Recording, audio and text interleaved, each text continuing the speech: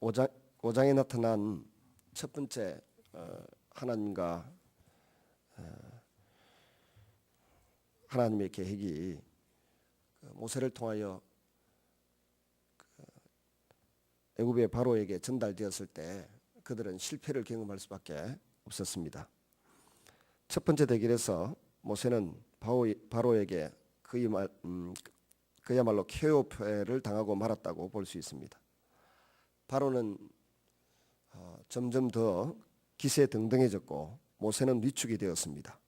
이스라엘 백성들은 더욱 힘들어진 일 때문에 원망의 소리를 더 높였습니다. 이에 따라 하나님은 바로와 애굽에 강력한 처방을 내리겠다고 말씀하십니다. 말도 되지 않는 그런 상황이니까 특별한 교육을 시키겠다라고 선언하십니다. 그렇지만 처음에 하나님의 계획이 순조롭게 잘 풀리지 않습니다. 하나님의 계획을 전달하는 이 모세가 자신감을 완전히 상실해버렸기 때문에 그렇습니다. 거듭되는 하나님의 설득에도 잘 승복하지 않는 모세입니다. 출애굽의 이 대역사는 이렇듯 현실에 아주 두텁고 또 어려운 장벽에 부딪혔던 것입니다. 그렇지만은 이 미래에 대한 예측 불가능한 불안함을 하나님의 능력은 충분히 깨뜨리고 아름다운 길을 열어주실 수 있는 능력이 하나님께 있는 것입니다. 우리는 그 하나님의 계획을 잘 알지 못하기 때문에 자주 불안을 느끼고 두려움을 느낍니다. 근데 왜 하나님 왜 이렇게 한 번에 할 수 있는 일을 6개월이라고 하는 시간에 걸쳐서 10번의 표적과 이적으로 이스라엘 백성들에게 나타나셨을까? 그걸 우리가 한 번쯤 생각을 해봐야 됩니다. 저는 성경 사역을 이렇게 해보면서 사람들이 하나님의 은혜를 너무 쉽게 잊는다 그런 결론을 내리게 됩니다. 한 번에 끝내는 하나님의 역사나 사역은 사람들이 우연으로 치부하기 쉽습니다.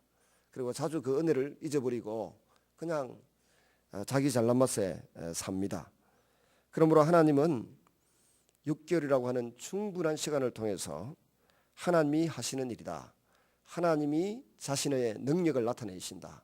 하나님이 그 백성들을 사랑하신다라고 하는 메시지를 온 천하에 강하게 심고 싶었던 것입니다.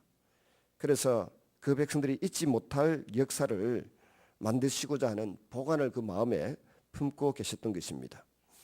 이 모든 일에 기획도 하나님이시고 사실 진행도 하나님이 하십니다. 사람은 자꾸 힘을 잃어서 중도에 그만두고 싶어 하지만 하나님은 그 심부름꾼 모세를 자꾸 마음을 두들기고 불러서 대화를 나누시고 설득하셔서 하나님의 심부름꾼으로 온전하게 사용하시는 것을 보게 됩니다. 모세는 하나님 말씀을 전했는데 바로는 잘 듣지를 않습니다. 백성들은 모세에게 등을 돌립니다. 그래서 일이 한 발자국도 제대로 진척되지 못하고 있는 이때에 하나님께서 다시 모세를 불러서 말씀하십니다. 1절에 보니까 이제 내가 바로에게 하는 일을 내가 보리라. 하나님이 바로에게 어떤 일을 계획하시고 시작하시는데 그 일을 네가 목격하게 될 것이라는 것입니다. 하나님께 주신 이 말씀은 모세로 하여금 다시 일어나서 바로에게 하나님의 이름으로 나아갈 수 있는 힘이 되었습니다. 결국은 하나님께서 모든 것을 책임지실 것이라고 하는 믿음, 오늘 내가 하는 일이 하나님의 영광을 위한 일이라고 하면 하나님께서 이루어 주시리라고 하는 믿음, 그 믿음이 오늘 우리 성도들을 일으켜 세우는 원동력이 됩니다. 믿음은 사람들이 행하는 모든 행동 이면에 있는 하나님의 손길을 볼 수 있게 하는 안목입니다. 믿음을 가지고 미래를 보지 아니하면 우리는 늘 낙심하고 늘 좌절할 수밖에 없습니다. 28절에서 30절에 보면 이제 그 이스라엘 백성들의 족보가 쭉 소개되고 난 이후에 가서 말하라 그렇게 하나님은 모세에게 명령을 전합니다. 그랬더니 모세는 저는 또 입술이 둔해서 안 됩니다.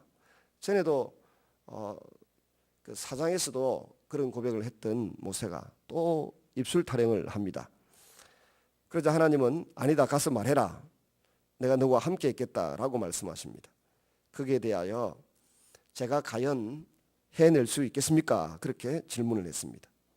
이미 약해질 대로 약해져서 한 번의 실패에 주눅이 들어버린 모세, 이런 모세를 다시 한번 붙들고 내가 너와 함께 있을 테니까 함께 일하자라고 말씀하시는 주님이십니다. 사람이 가지고 있는 약점은 큰 문제가 안 된다는 겁니다. 하나님께서 영으로 그에게 함께 해주시면 못할 일이 아무것도 없다는 것입니다. 그래서 우리가 제일 기도하면서 또 그리스도인으로 살아가면서 주안점을 두어야 될 것이 뭔가 하면 내가 하나님의 영으로 얼마나 채워지느냐 하는 문제입니다. 지난 주간에 목사님들과 대화를 나누는데 그 목사님이 자기 친구 목사님을 한 분 이야기를 하더라고요. 평상시에는 말을 못한대요. 더듬거리고 또 호흡이 가빠져서 말을 전혀 못하는데 지금 나 60이 지났습니다마는 설교하고 기도하는 것은 청산유수라는 겁니다. 하나님 앞에 설교를 하거나 기도할 때는 혀도 꼬이지 않고 심장에 두려움도 없고 발음도 또록또록하고 제대로 해낸다는 겁니다. 근데 사람들하고 대화를 할 때는 그게 거의 불가능하다는 겁니다. 아예 대인 기피증을 느낄 정도로 말을 못한다는 것입니다. 근데 하나님 앞에 그 영으로 설교를 하고 기도를 하는 데는 특별한 은혜가 임한다는 것입니다. 여러분, 우리는 하나님 앞에 사는 사람입니다. 그래서 제일 먼저 내 속사람이 하나님의 영으로 채워지는 것을 기대하시기를 바랍니다. 오늘 모세에게 내가 너와 함께 하는데 네 입술을 드러나는 게 문제가 되냐?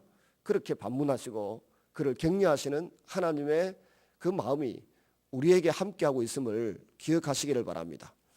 우리에게는 정말 신비하고도 능력 있는 주님의 이름이 함께하고 우리 주님이 우리에게 주신 성령의 능력이 우리 속에 운행하고 있습니다.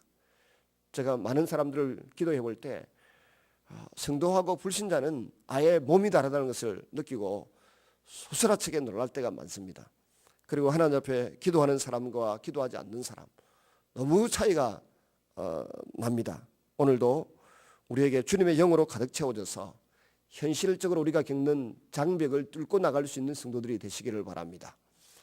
세상 사람들처럼 그저 어려운 일이 생기면 주저앉거나 뒤로 물러서거나 불평이나 원망이나 하는 사람이 아니라 그냥 주님이 목표로 하시는 것을 바라보고 믿음의 걸음을 뚜벅뚜벅 걸어갈 수 있는 승리하는 삶을 사시는 여러분 되시기를 주님의 이름으로 축원합니다.